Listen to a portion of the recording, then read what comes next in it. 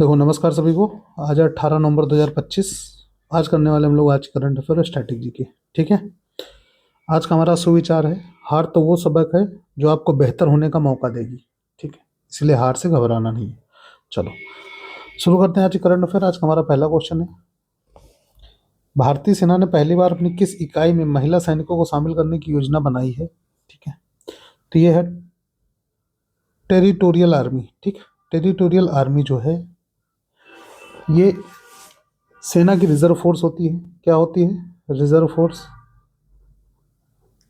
ठीक है, reserve force होती है। 1920 में इसकी स्थापना हुई थी। कब हुई थी? 1920 में स्थापना।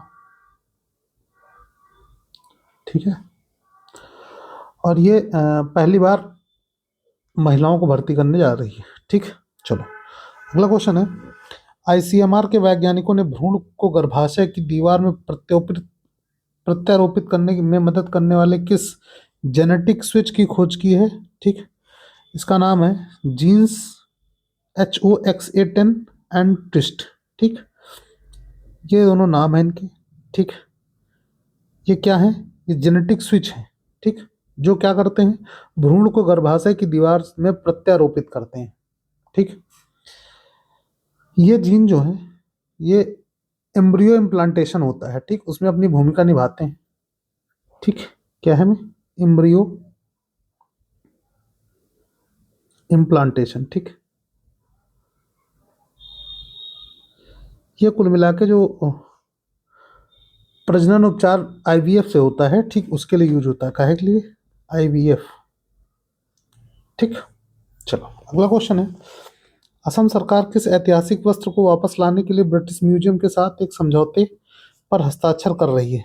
ठीक, तो ये है वृंदावनी वस्त्र है। ठीक, कौन सा है? वृंदावनी वस्त्र। ठीक, वृंदावनी वस्त्र जो है असम का है। ठीक, इसमें कृष्ण लीला के दृश्य बुने होते हैं। ठीक, क्या है इसमें? इसमें जो कृष्ण लीला है, कृष्ण लीला के दृश्य बने हुए होते हैं। ठीक है, कृष्ण लीला के दृश्य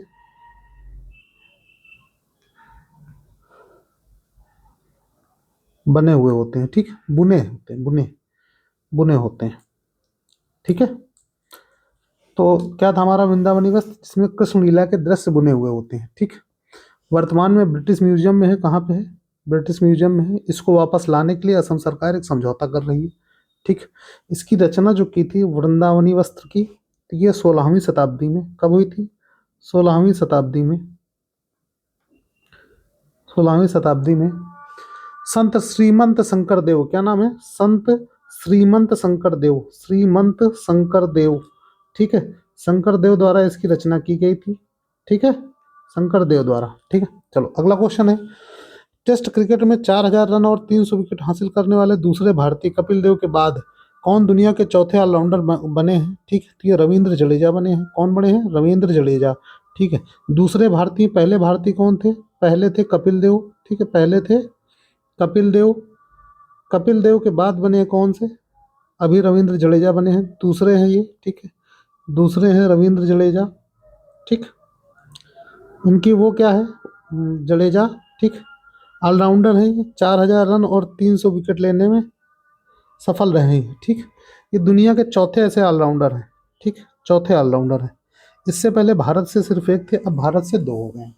ठीक है, चलो अगला क्वेश्चन है हमारा, उत्तर क्षेत्रीय परिषद की 32वीं बैठक की अध्यक्षता कौन करेंगे? तो अमित शाह करेंगे। कौन करेंगे? अमित शाह करेंगे। ठीक, अमित शाह क्या है इस समय? इस समय ये केंद्रीय गृह मंत्री है। क्या है? केंद्रीय गृह मंत्री है।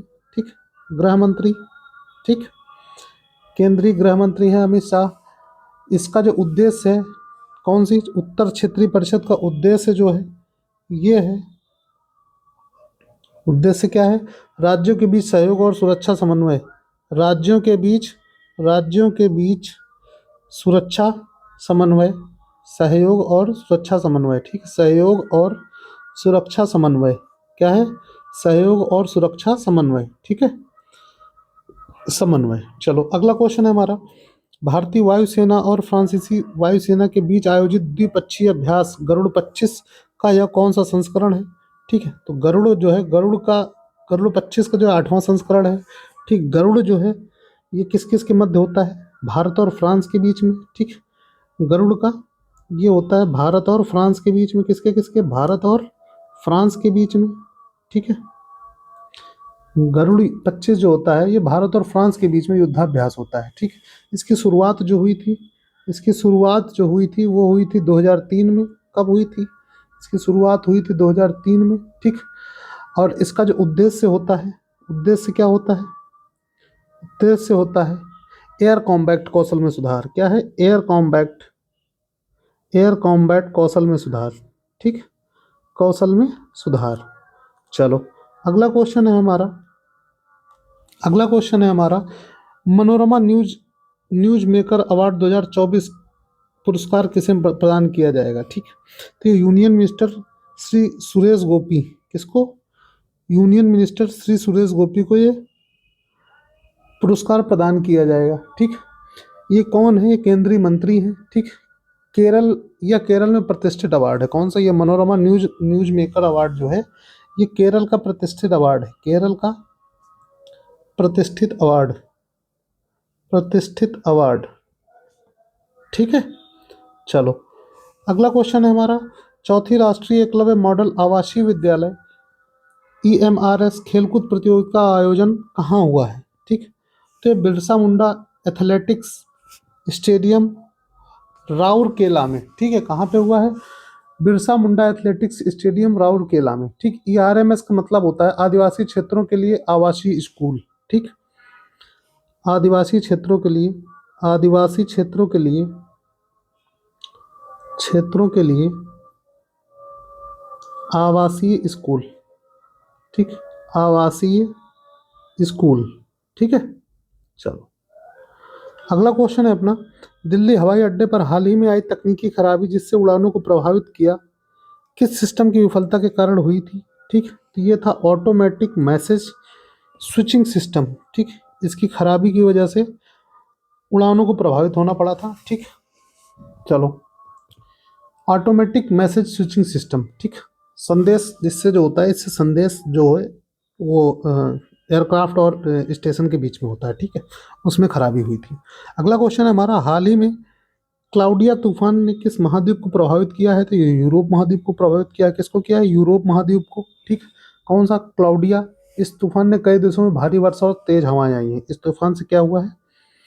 कई देशों में, कई देशों में भारी वर्षा, कई देशों में भारी वर्षा, भारी वर्षा और तूफान, ठीक। तूफान आया है, ठीक है। तूफान, ठीक। चलो अगला क्वेश्चन है किस देश ने हाल ही में अपने नागरिकों को ताइवान पर उपजे विवाद के कारण जापान की यात्रा से बचने की सलाह दी है? तो चीन ने दी है। किसने दी है? चीन ने, ठीक। क्या है कि जापान की यात्रा जितना कम हो सके उतना कम जाए, ठीक। इस समय जो चीन और जापान के संबंध हैं वो थोड़ा तनावपूर्ण है, चीन और जापान के, ठीक। जापान क्या है? इनके तनावपूर्ण चल रहे हैं इनके संबंध, ठीक। किस मैटर में? ताइवान पे। चलो अगला क्वेश्चन है हमारा किस उच्च न्यायालय ने फैसला सुनाया कि नाबालिग अपराधी भी अग्रिम जमानत के हकदार हैं, ठीक। तो कलकत्ता हाई कोर्ट में सुनाया। किसने सुनाया? कलकत्ता हाई कोर्ट में। जो नाबालिग अपराधी हैं, ठीक, मतलब अंडर 18 से नीचे जो हैं उनको भी अग्रिम जमानत दी जा सकती है। अग्रिम जमानत मतलब मामले में गिरफ्तारी से पहले, गिरफ्तारी से पहले, गिरफ्तारी से पहले जमानत, ठीक। अग्रिम जमानत का मतलब यही होता है, ठीक, जमानत। चलो अगला क्वेश्चन है भारत के बाहरी गांधीवादी मूल्यों को बढ़ावा देने promoting Gandhian values outside India के लिए जमनालाल बजाज पुरस्कार 2025 किसे प्रदान किया गया, ठीक। ये किया गया है सेकाचेवा ल्यूडमिला ल्यूनदेना, रूस की हैं ये, ठीक। इनको मिला कौन सा? जमनलाल बजाज पुरस्कार 2025। जमनलाल बजाज पुरस्कार 2025, ठीक। किस लिए मिलता है? गांधीवादी मूल्यों को बढ़ावा देना, ठीक। लेकिन कहाँ पे कंडीशन है इसमें? भारत के बाहर, ठीक है। चलो अगला क्वेश्चन है हमारा भारतीय वायुसेना को सूर्य किरण एरोबैटिक टीम और तेजस लड़ाकू विमान किस एयर शो में भाग ले रहे हैं? भारतीय सेना के जो सूर्य किरण एरोबैटिक टीम और तेजस लड़ाकू विमान जो है ये दुबई एयर शो में भाग ले रहे हैं। कहाँ पे ले रहे हैं? दुबई एयर शो में। ठीक है, चलो अगला क्वेश्चन है, वर्ल्ड बॉक्सिंग कप फाइनल्स का आयोजन भारत के किस शहर में किया जा रहा है? तो ये ग्रेटर नोएडा में है। कहाँ पे है? ग्रेटर नोएडा में। ठीक है, वर्ल्ड बॉक्सिंग कप फाइनल का भारत में पहली बार इस स्तर का आयोजन है। ठीक है, ये आयोजन वर्ल्ड बॉक्सिंग कप फाइनल्स का ये भारत में पहली बार है। ठीक है, भारत में पहली बार, पहली बार है। ठीक है, चलो अगला क्वेश्चन है, देखो यहाँ से हमारे स्टैटिक के क्वेश्चन चालू हो जाते हैं। ठीक, स्टैटिक के हम लोग पर डे 5 क्वेश्चन करते हैं। इसमें कहा गया है, पहला क्वेश्चन, करो या मरो का प्रसिद्ध नारा महात्मा गांधी ने किस आंदोलन के दौरान दिया था? तो ये भारत छोड़ो आंदोलन के दौरान जो 1942 में हुआ था उस समय नारा दिया गया था, करो या मरो का। ठीक, गांधी जी ने दुबई के गोल्डन गेट मैदान में दिया था। कहाँ पे दिया था ये? मुंबई के गोल्डन गेट मैदान में।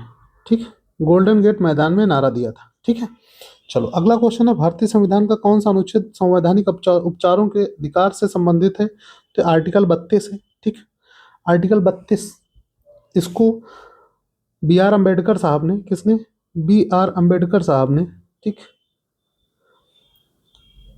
अम्बेडकर क्या कहा था? इसको कहा था संविधान की आत्मा।